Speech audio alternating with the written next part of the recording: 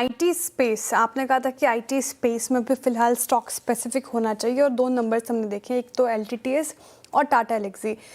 LTTS आपने green लिया big stocks में और स्टॉक 6.5-7% ऊपर, और टाटा एलेक्सी वायदा का टॉप लूज़र बना हुआ है, यहाँ पर सबसे ज़्यादा डेंट पड़ता हुआ नज़र आया आज के सेशन में, 5% डाउन। तो सर ये आगे भी इसको इसी तरीके से देखें जिस तरीके से अब रिजल्ट आए हैं और स्ट्रीट ने वैसे ही रिएक्ट किया है? देखिए पॉइंट ये है, आईटी में ना आपको थोड़ी मेहनत करनी पड़ेगी इस क्वार्टर में, क्योंकि सबसे अच्छी ट्रेड्स आपको आईटी में ही मिलेंगी। अगर आप एक सिंपल आईबीएम देखकर या एक्सेंचर देखकर या एडीआर देखकर अगर ट्रेड लेंगे तो उससे काम नहीं चलेगा।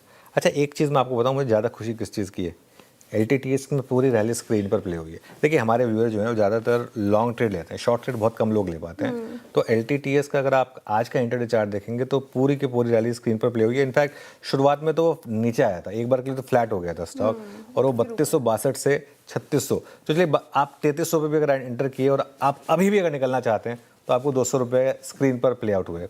मैं ये नहीं कहता कि एकदम लो से हाई कितना हुआ है, क्योंकि वो तो खैर कोई भी प्राइस नहीं कर पाएगा। टाटा एलेक्सी पर भी हमने सुबह नेगेटिव व्यू जरूर लिया था, लेकिन एक चीज़ ऐड की थी कि अगर बड़ा गैप डाउन हो तो शॉर्ट मत करिएगा, क्योंकि उसके बाद कुछ जो बहुत ज़्यादा बचेगा नहीं आपके पास शॉर्ट करके कमाने के लिए। और अगर आप देखेंगे तो ये स्टॉक एक 90 रुपये की रेंज में ही रहा है, उसका कोई मतलब उसके बाद कोई बहुत ज़्यादा ऐसा मूव नहीं आया है। तो यहाँ पर ट्रेड नहीं प्ले आउट हुई, व्यू सही बैठा लेकिन ट्रेड नहीं प्ले आउट हुई। ट्रेड प्ले आउट हुई एलटीटीएस में, जहाँ व्यू भी सही बैठा और ट्रेड भी प्ले आउट हुई। तो मुझे ज़्यादा खुशी तब होती है जब व्यू तो ठीक बैठे ही लेकिन साथ में ट्रेड भी प्ले हो, क्योंकि at the end of the day जो हमारा व्यूअर है वो मार्केट ओपनिंग के बाद ले रहा है स्टॉक को, कल के क्लोज पे थोड़ा ना ले रहा है, कल के क्लोज पे थोड़ा ना बेच रहा है। तो ये एक इंपॉर्टेंट डिस्टिंक्शन है जो हम हमारे चैनल पर करते हैं कि आप कहाँ पर ले रहे हैं या कहाँ पर बेच रहे हैं मार्केट खुलने के बाद। ये नहीं कि हमारा व्यू क्या है और स्टॉक उस हिसाब से चला या नहीं चला। अब जैसे परसिस्टेंट है, उस दिन परसिस्टेंट 4300 पर आया था, टेक्निकली 8% गिरा। टेक्निकली उस दिन का नेगेटिव व्यू सही था, लेकिन वहाँ से पैसा किसने बनाया? जिसने खरीदा उसने।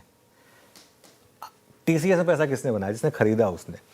अब एचसीएल टेक में किसने पैसा बनाया? कल जिसने बेचा। तो ये आई थिंक ये एक डिस्टिंक्शन करनी आपको आनी चाहिए। और ये आपको मैं बताऊँ, ये आईटी इस पूरे क्वार्टर में आपको इस तरीके के मौके देता रहेगा।